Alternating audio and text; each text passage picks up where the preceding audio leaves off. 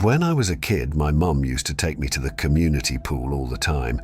She'd spend the afternoon doing water aerobics with the other mums, while me and the other kids played in the shallow end. It was a nice place, had plenty of slides, pool noodles, and colourful murals. There was even a little jungle cave area where they had water jets making the water bubble. There were a couple of coloured lights and a little speaker playing jungle sounds, parrots, elephants, tigers.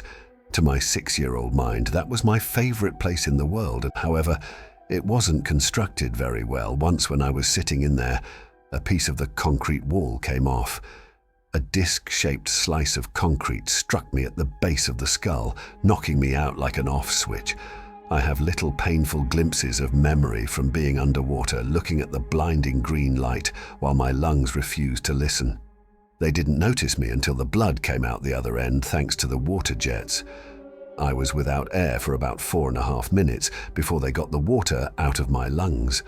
That's how I lost my sense of taste. Ageusia, they call it. It's the one piece of brain damage that is permanent from that accident. In every other way, I'm fine, but it's strange how much such a small thing can affect you. For example, the last thing I remember tasting was a piece of strawberry mint gum that my mum handed me in the changing room. I still remember it after all these years, and whenever I see something coloured, a combination of pink and green, that taste comes to mind. I can still feel different textures, and some textures are better than others, but I can't differentiate sweet from sour or salty. I can also feel spice to a degree. That's not a taste. That just kinda hurts. After the accident, my family couldn't stay. Mum got in a nasty legal battle with the local municipality. We moved from Chatterblines, New England, all the way to the town of Juniper, West Virginia. My dad got a job with sheet metal, while my mum worked part-time at a travel agency. The change was devastating to my budding social life, but by the time I got to high school, I was just another face in the crowd.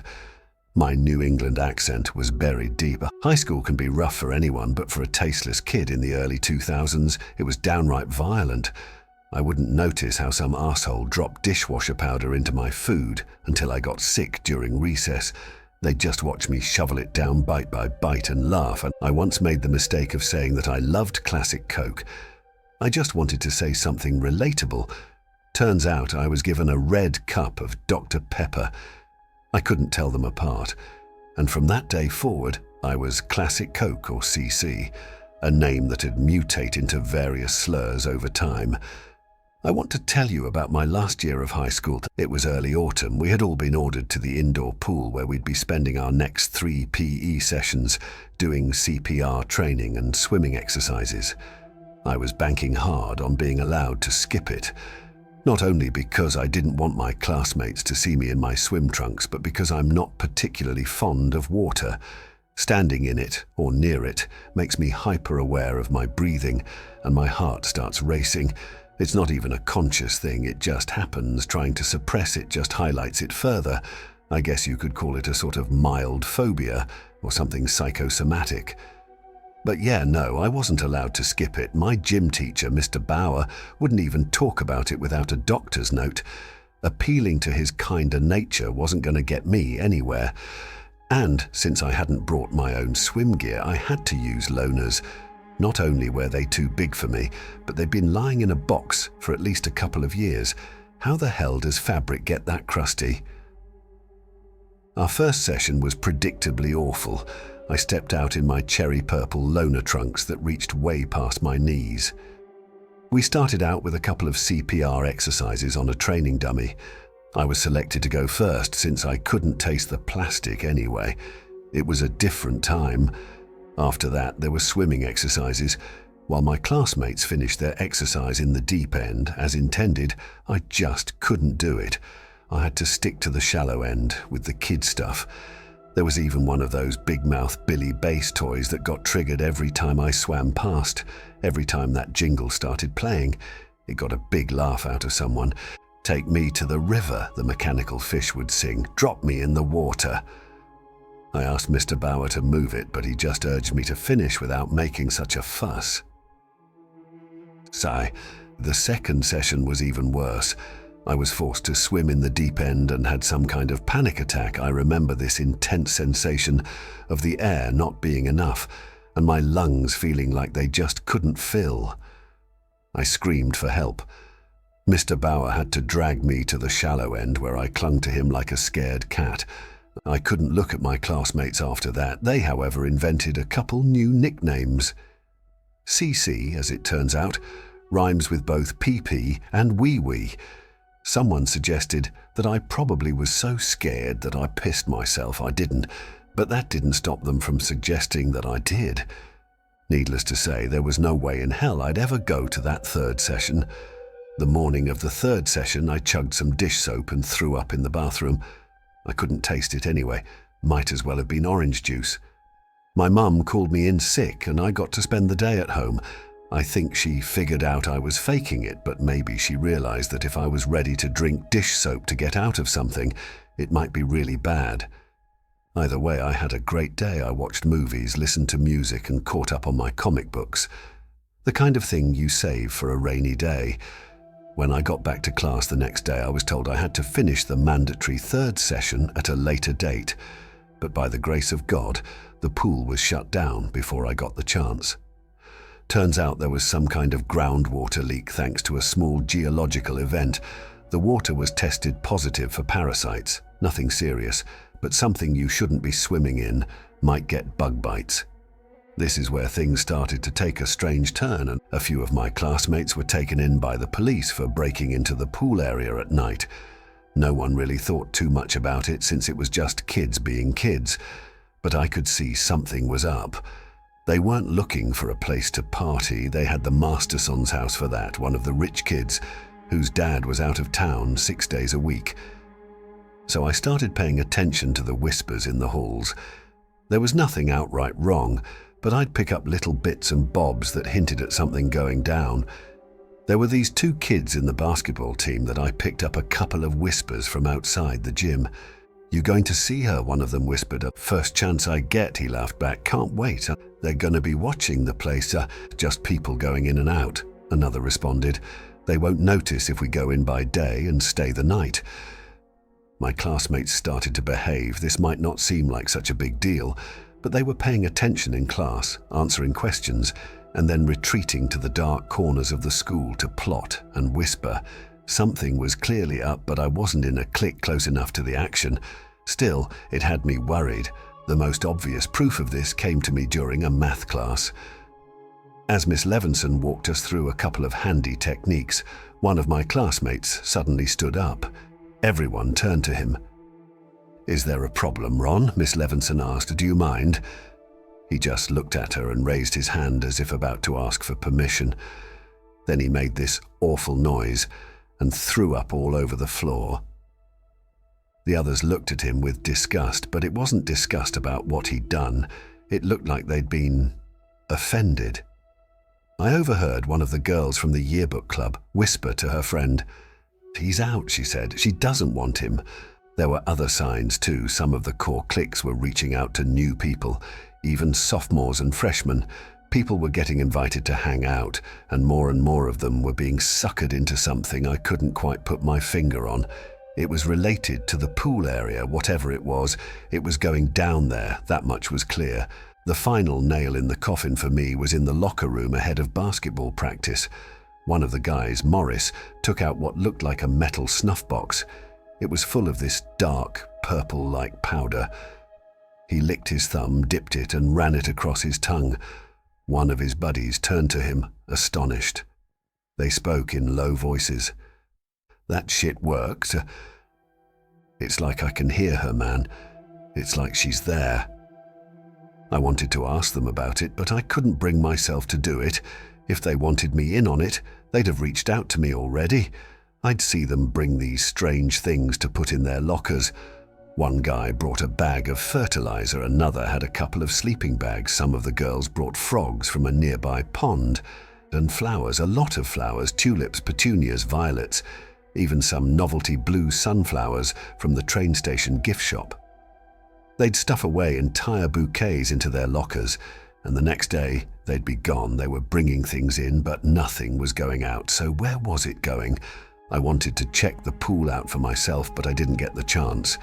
Teachers were keeping an eye on the place during the day, and there were cops going by at night. So while students were clearly getting in somehow, I wasn't in the loop about how. This all happened really fast, a couple of weeks at most. Some people had changed rather radically. For example, there was this guy named Everett. He'd been an absolute pain in the arse for the people in his class, and all of a sudden he was a model student. He even addressed his teachers as sir and ma'am. It got to the point where people suspected trouble at home, but there was nothing of the sort. He'd just changed. And while others weren't sure as to how or why, I had a sneaking suspicion that it had to do with that closed-off pool. There were too many things congregating in that one area for it to be a coincidence, and I knew for a fact that Everett was one of the people that had been invited early on. Finally, I bit the bullet. Once after class, I walked up to some of the more sympathetic girls in the yearbook class. They looked at me like I was an alien. "Hey," I said, "are any of you heading to the pool?" "It's closed, don't you know that?" one of them snapped back. "Yeah, but..." I looked around, making sure no one overheard us. "I know some people go there anyway. You do that, right? Why do you even want to go? Aren't you like scared of water?" "I just want to see what's up. Everyone's going, right?" "Yeah, no," she smiled. "Not everyone, not you, for example." So much for being some of the more sympathetic people in class. Some of the others stayed late after class under the guise of catching up.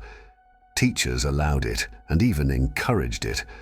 I figured they used that excuse to sneak into the pool, but I had no way of knowing for sure. I couldn't make up a good excuse to stay late myself, since I was ahead in most classes, so I had to do the opposite, end up in detention. So I cheated on a quiz, copying the answers from my desk mate. I didn't even try to hide it. The school looks different in the dark, eerie, the corridors look longer, and the lack of people buzzing about makes every footstep echo. When I was done with my detention, I managed to sneak off to see if I could find the others. Going past the pool, I could tell the door was locked. There was a warning tape on the front, unbroken. They hadn't gotten in that way. As I was skulking about, I turned to see a figure at the end of the hall. The ex-menace, Everett. He walked up to me, looking me up and down with a curious frown. "What you up to?" he asked. "I want to see what you guys are doing," I said. "You're in there, right?" "You sure?" "I don't know, I'm just curious." "Yeah, but you gotta be sure," he insisted. "Once you're in, you're in." "How can I be sure if I don't—" "I'm asking you, Cece," he sighed, "if you're sure, and you don't sound very sure to me." We just looked at one another for a while. He was taking this seriously and was asking me to do the same. I obliged. "Yeah," I nodded. "I'm sure." He took me to the janitor's closet and onward through a floor hatch. There was an old maintenance hall that handled the water flow from most of the school, and the pipes ran back out through the pool area. The space was so thin I had to walk sideways to get through, but at the end of it was this locker-sized door that led straight into the pool area. Stepping out, I didn't know what to say. The plastic cover of the pool was gone, leaving the water open. They'd covered most of the bottom of the pool in dirt, and there were flowers littered all over the water. The water itself had taken on a sort of purple tint. There were electric lanterns lining the edge of the pool, and about 24 students chatting, swimming and playing. A couple were in the back, making out. Everett grabbed my arm. The others looked up at me, some curious, most of them confused. "First off, you gotta take a dip," he said, "and that's step one." "But it's closed, are you? You just gotta strip down." "I'm not gonna..." "You said you were sure. This is you showing me you're sure. Strip." So I did. I'd just gotten my last sock off when one of the guys from the basketball team grabbed my other arm. The onlookers cheered as I was dragged to the pool. "We got a new one," they laughed. "Throw him in." "She's gonna love you," another cheered. "Hurry up already." Deep diving into bacteria-infected waters withstanding, I wasn't eager to go head first into the deep end. I asked them to slow down and hear me out, but it fell on deaf ears. Seconds later, I was pushed in, a moment of perfect silence, then I broke through the surface. Flower petals stuck to me, and I could feel the grains of dirt scrub against my skin. The water was dark that I could barely see my own hands beneath the surface. The others were gathering around to watch, giggling eagerly. Something brushed against my leg. I came up, gasping for air. I swam towards the shallow end, shoving petals and debris aside. Everyone just waited and watched. "Here she comes," the girl from the yearbook club grinned. "You think she's going to like him?" I didn't see anything or anyone as I continued to the shallow end. The moment my feet touched the dirt, there was a sound, a strange, mechanical sound. Looking up, I noticed the big-mouth billy bass fish swinging its tail back and forth at the end of the pool. Something had triggered it. There was movement, something dredging up grime. "Take me to the river," it sang. "Drop me in the water." Bubbles popped, and there was a splash somewhere behind me. As I turned around, I could see ripples in the water. I could feel the waves move as something pushed its way forward. My heart raced as I looked at all the smiling faces. What were they happy about? What was this? Then something grabbed my leg, and it was so unexpected. I barely had the time to gulp for air as something pulled me beneath the surface. I only caught a glimpse of it, a long, worm-like body moving out of view, every segment as thick as my arm and wide as my torso. I burst through the surface and beelined for the edge of the pool. They weren't letting me out. "I told you he couldn't do it," someone yelled. "He's gonna fuck it all up. Kick him back, he needs to stay in longer. What's wrong with him?" They kicked at me, pushing me back down. No matter where I looked, there was someone there to fight me. I could feel hands, at least four, some grabbing at me, others just exploring me, touching my hair, poking my spine, tickling my feet. A worm-like body brushed against my back as it squirmed past me. Then it grabbed my feet, pulling me under again, and it had been swimming around me, clearing out the grime of the water. It pulled me to the bottom of the pool, making my ears pop. The thing was at least 25 to 30 feet long. It had a slight purple color, which seemed to affect the water around it as it moved. It had bent itself in a sort of C shape, where the bottom half had me grabbed and the top half faced me. It had no head. I was staring into an open neck like the mouth of a lamprey, vibrating beak-like teeth in perfect formation, undulating back and forth with each passing heartbeat. Randomly spaced across its body were these thin twig-like arms, ending with 3 webbed fingers. These were what had me grabbed. I couldn't breathe, I couldn't think. Every bone in my body wanted to fight my way out. I was convinced these people had thrown me in to be eaten, a sacrifice to whatever the hell this was supposed to be. Was this her? The one they'd been referring to? It had to be. There were vibrations coming from it, I could feel them. But the more I listened, I slowly came to realize that it wasn't just vibrations. They were sounds. A voice. I clawed my way to the surface, kicking and screaming. It let me go. I breached the surface, screaming for help, crying, begging for it. Again they laughed. Some seemed genuinely confused. I waded towards the shallow end, watching the segmented body wriggle just under the surface. The others gathered around the edges of the pool, ready to kick me back in. Turning back towards the thing, it suddenly rose out of the water like an angered cobra. Closing in at alarming speed, it came up to me, face to face. "Damn," someone muttered. "You just can't, you know. Fucking gorgeous." Not even one of them reacted as I thought they would. They were praising it, complimenting it, speaking about it like it was the most beautiful thing in the world. The guys were drooling and the girls were awestruck. They all gathered around to see what I'd do. It closed in on me. 6 little twig-like hands touched my arms, then my chest, feeling my pounding heart. Carefully, it descended under the surface again. This time, it gently pushed on my head, just enough for my ears to go under the water. While keeping my mouth above the surface, I could breathe, and it was speaking. I could hear it in the vibrations. "Listen," it repeated. "Listen, please." It was the most surreal moment of my life, lying there belly up in front of a spellbound crowd, like a nightmare I'd never had, feeling the poking and prodding fingers across my back, my thighs, and my arms. "You don't see me?" it asked. "Yes," I said.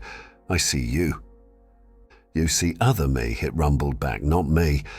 The segmented body bumped against me as it moved under, then beyond. The vibrations were clear, but a little more distant. "You're not affected," it continued. "You are faulty, John. I don't understand. I can't live on your tongue," it vibrated.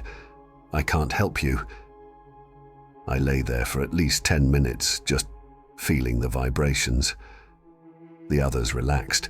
Some even jumped in with me, seemingly unafraid. There was no word for this thing, it was just her. It didn't want a name, it didn't need one. She was frustrated.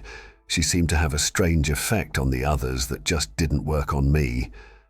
I didn't understand why, and it didn't either. That is, until I explained my lack of taste. See, a human tongue has thousands of taste receptors, allowing us to translate complex sensations for our minds to register. Apparently, this is the way she could affect others, by having them taste her. I was told a story. There was a cave with hundreds of kin. In the dark, all you could use to find and discern others was taste and vibration, which was all it could utilize. Then there had been pressure coming from beneath. A breach, pressing dozens of kin to strange, lonely waters. There she had looked for others, only to find herself sucked into a pipe. She'd been stuck in there for days, wriggling around, listening to us, other living beings, learning, adapting. She managed to make her way into the pool, which had been closed by then. The water was bad, but not anywhere near what she was used to. Chlorine was common in her home. It wasn't until a couple of students broke in to swim that she realized the effect she could have on us. The substance she used to communicate with others of her kin were intoxicating to humans, making us experience a dreamlike high and more. But without taste, I couldn't translate that sensation. All I could do was listen. By the time I stood up, I looked to the others around the pool. They spoke in unison. "She lives in us," they said. "We listen." They stretched their arms out, ready to pull me in. I couldn't see her the way they did, but I was still a part of this. I was in on the secret. I was in the know with the others. And I'll be honest, it felt amazing. Terrifying, but amazing. For the next couple of weeks, I was a part of it. A government-assigned official came by to check the waters, and a couple of students pushed them in. Once in, they were as infatuated by her as everyone else. They were eager and willing to lie to keep the secret, shutting the pool down for the foreseeable future. I talked a lot about her with the others. To them, she was this gorgeous, otherworldly human woman, like a fairy tale siren or mermaid. They couldn't put her into words. It was just this thing that she was. I tried explaining how I saw her, but they couldn't grasp the idea. In a way, they found it offensive. It was about a week before Christmas when I saw Ron coming down the corridor, the guy who'd stood up and vomited in class. I asked the girl from the yearbook club about him, seeing if she knew what that was about. "If you're not worthy, she hurts you," she said. "She kicks you out, that's how she does it. By making you ill. By pushing out everything she's given you," she corrected. "It just looks nasty is all." It all started to make sense. The purple powder I'd seen the basketball players with was just from the pool water. Tasting it would give them a bit of a leftover high, like swimming with her. And swimming with her they did. I usually stayed out, but on nights where I came to see her, the others would flock into the water. The massive worm would wriggle between them, brushing against them as it went. People would laugh and play, hugging her and each other. It was like watching a human snake pit, with that one thing moving between them. At first I loved it. I loved being a part of it, but I wasn't, not really. It started with Everett. I noticed lines, long thin lines along his arms like the segments of a worm. His gums were looking a bit purple, and his eyes were red. You could barely tell at a glance, but if you spent some time with him, it was obvious. I'd see it in the others. Someone had grown extra teeth. Another one had their nose shrunk. One of the girls had her fingers grow another 3 inches. Everett eventually stopped coming to class. He'd just sit by the pool all day. His hair had fallen out, along with his nails and teeth. He'd grown a new set and didn't need his old ones. They'd started to feed her. Mostly fish, but she didn't shy away from raw meat. She'd just suck it into her gullet. I'd watch the teeth chomp down in a circular motion, grinding the flesh to a mush for her to drink. There was a rumor going around the remaining unaffected staff and students were all going to be dragged into the pool at once. There was going to be an uprising.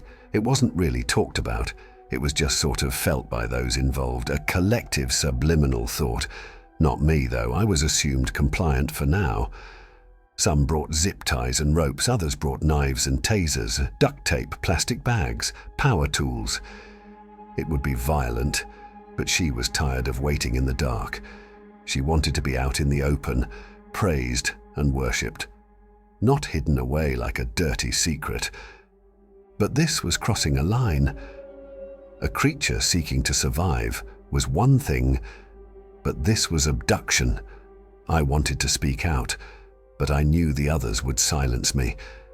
And since I couldn't be influenced, there was only one thing they could do to silence me, to kill me. I had to be careful.